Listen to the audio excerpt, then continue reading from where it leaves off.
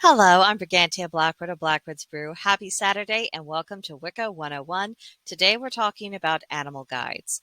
It's common for witches of all stripes to seek wisdom from the animal kingdom, whether it's studying the lore associated with animals or attempting to discover a spirit animal that is willing to provide guidance. We are interested in what's going on with them and what lessons they can teach us. The animal kingdom is vast and every animal has a spiritual nature, even the ones that are often overlooked. Sometimes we have an extensive amount of traditional knowledge about specific animals, perhaps even from multiple cultures, and then there are times when we don't have any information at all, and we're having to start from square one. But in either case, there is always more to learn, and if we bond with a particular animal spirit that hasn't been written about or that hasn't been discussed in oral traditions, then we have the opportunity to make a proper study of them and then hand over and hand down our findings to other practitioners over time.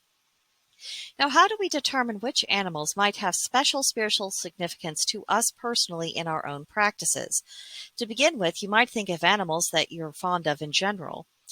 Do you feel especially drawn to one in particular, just over and above the others? Just you see a picture of them, you see a video, you're around them, you can't take your eyes off them, you just feel a pull, you feel bonded with them, because that would be an animal that would be a good place to start your research.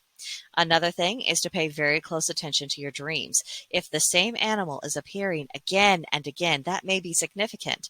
And then if you notice that same animal in the waking world, especially if it's kind of an unusual time or an odd place to see that animal, that could very well be a sign and something you shouldn't ignore. Also, make the effort to learn more about animals that are local to the area in which you live. In ancient times, people looked to their immediate environments, and that included the animals native to their area. And it makes sense that the same will hold true in the present day. After all, these are the energies we are in constant contact with. Our ability to transfer information and communicate all over the world instantaneously doesn't change that the energy we're actually around is the energy that's going to have the strongest impact upon us. So, it may very well be that it could be a native animal to your area that is more likely to be reaching out to you or that would be willing to connect with you. So research, study, and the intellectual process, that can only take us so far. And then the best way to truly know who your animal guide is to learn about them through meditation and dream work and try to make that connection spiritually. In my early days, I got into the habit of listening to a guided meditation that was intended to get in contact with an animal spirit, and I went through that process over and over and over again until I finally made contact. It was a sustained effort on my part. Now, another method is to whenever you go to bed at night, just keep chanting in your mind over and over again that you will meet your spirit animal. And then you do this until you finally have a dream in which one appears.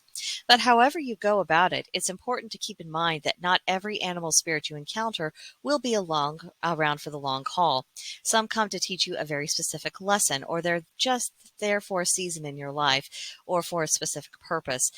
Don't worry if the first one you meet doesn't turn out to be a spirit that will be with you lifelong. These things happen all the time. It doesn't mean you did anything wrong. It doesn't mean you offended them. It just means that the purpose has been fulfilled. So, that in mind, let's talk about our homework for July 23rd through July 29th.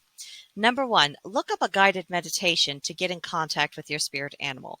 Listen to it daily all this week if possible, and then journal about your experiences, even if you haven't met a spirit.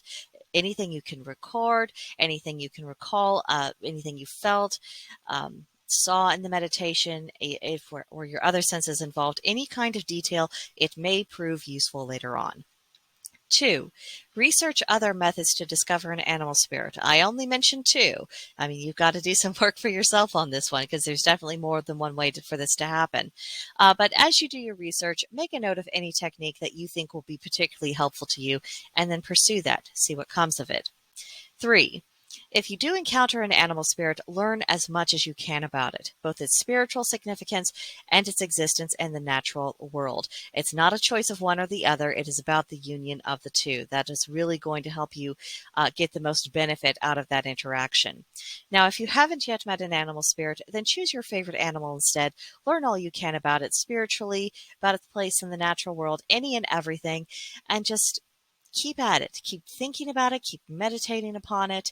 Even if you're not connecting with an animal spirit at this time, if you get into the habit of learning more about the animal kingdom, that will be very useful to you in your studies. So that is what we have for this week. Next week, we will be talking about ancestors. And then after that, we'll be in the month of August. We'll start to be wrapping up the Wicca 101 classes. And then in September, Wicca 202 begins. So I hope you will come back for all of that. In the meantime, please tell me about your comments, questions, or concerns in the comment section below, or you can come see me on Discord at Blackbird's Brew. Link to join in the description box below, as per usual, and I would be very happy to have a conversation with you there. But in the meantime, that will be all for now, and I'll see you in the next one. Bye.